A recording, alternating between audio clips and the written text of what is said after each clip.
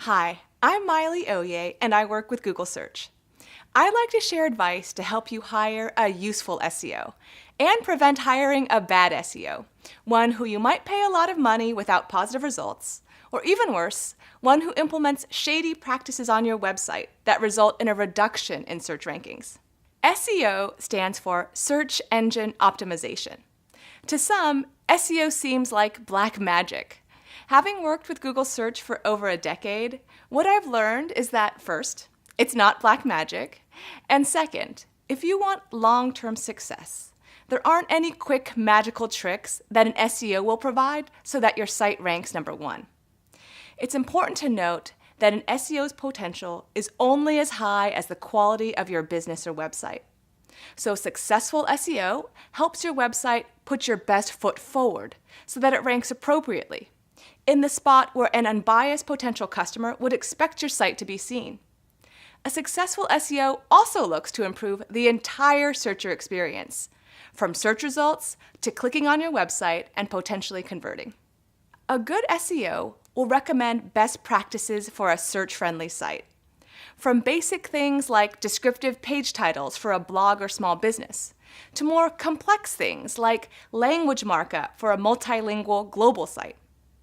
SEOs ensure that you're serving your online customers a good experience, especially those coming from a search engine, and that your site is helpful whether they're using a desktop computer or mobile phone. In most cases, the SEO will need 4 months to a year to help your business first implement improvements and then see potential benefit. My strongest advice when working with an SEO is to request that they corroborate their recommendation with a documented statement from Google, either in a Help Center article, video, or Google a response in a forum that supports both, 1, the SEO's description of the issue that needs to be improved to help with ranking, and 2, the approach they prescribe to accomplishing this task. Requesting these 2 bits of information will help prevent hiring a poor SEO who might otherwise convince you to do useless things like add more words to the keywords meta tag or buy links. Because if you search for Google advice on this topic, you'd see blog posts and videos from us that clearly explain that adding keywords to the meta tag wouldn't help. Furthermore, while Google uses links for PageRank, our documentation highlights that we strongly advise against the approach of buying links for the purpose of increasing PageRank.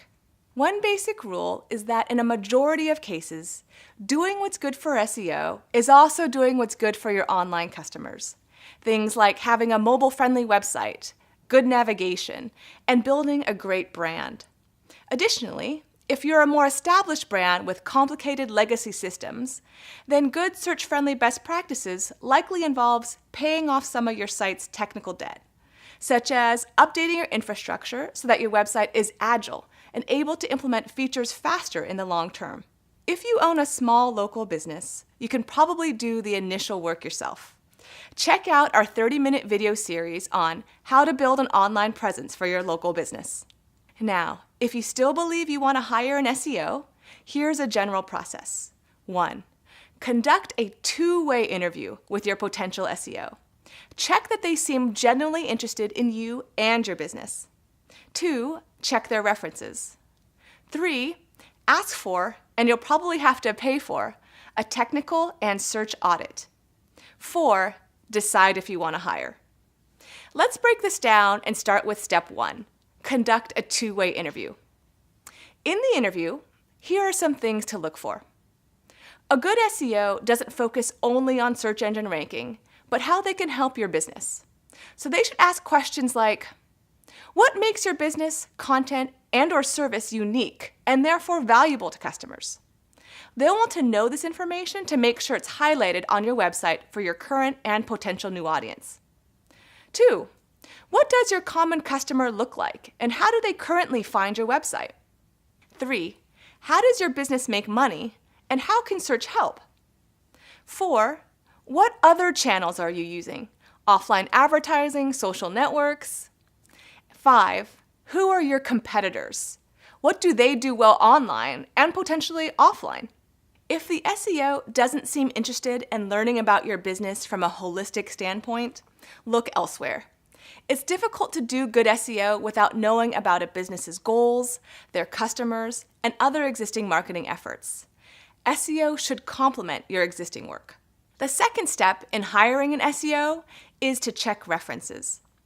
If your potential SEO provides prior clients, be sure to check their references. You want to hear from past clients that the SEO was able to provide useful guidance and worked effectively with their developers, designers, UX researchers, and/or marketers. A good SEO should feel like someone you can work with, learn from, experiment with, and who genuinely cares about you and your business, not just getting your site the highest rank, as ultimately those techniques rarely last long if they work at all. They'll want to educate you and your staff on how search engines work so that SEO becomes part of your general business operations. Step 3 is to request a technical and search audit. If you trust your SEO candidate, give them restricted view, not full or write access, to your Google Search Console data and even your analytics data. Before they actually modify anything on your website, have them conduct a technical and search audit to give you a prioritized list of what they think should be improved for SEO. If you're a larger business, you can hire multiple SEOs to run audits and prioritize improvements, see what each has to say, and then determine who you could work with the best. In the audit, the SEO should prioritize improvements with a structure like 1. The issue, 2. The suggested improvement, 3. An estimate on the overall investment. In other words, the time, energy, or money it would take for your developers to implement the improvement, and for Google Search, as well as searchers and customers, to recognize the improvement. The SEO will need to talk with your developers to better understand what technical constraints may exist. 4. The estimated positive business impact. The impact might be a ranking improvement that will lead to more visitors and conversions, or perhaps the positive impact comes from a back-end change that cleans up your site and helps your brand be more agile in the future. 5. A plan of how to iterate and improve on the implementation, or perhaps how to experiment and fail fast should the results not meet expectations. That covers the structure of the technical and search audit. Now let's talk about each of these audits individually. In the technical audit, your SEO should be able to review your site for issues related to internal linking, crawlability, URL parameters, server connectivity, and response codes, to name some. If they mention that your site has duplicate content problems that need to be corrected, make sure they show you the specific URLs that are competing for the same query, or that they explain it should be cleaned up for long-term site health, not initial growth. I mention this because lots of duplicate content exists on websites, and often it's not a pressing problem. In the search audit, your potential SEO will likely break down your search queries into categories, like branded and unbranded terms. Branded terms are those with your business or website's name, like a search for Gmail is a branded term, while a search for email is an unbranded or general keyword. An SEO should make sure that for branded queries, such as Gmail, your website is providing a great experience that allows customers who know your brand or website to easily find exactly what they need and potentially convert. They might recommend improvements that help the entire searcher experience, from what the searcher sees in search results to when they click on a result and use your website. For unbranded queries, an SEO can help you better make sense of the online competitive landscape. They can tell you things like, here are the types of queries it would make sense for your business to rank, but here's what your competition has done and why I think they rank where they do. For instance, perhaps your competition has great reviews, really shareable content, or they run a highly reputable site.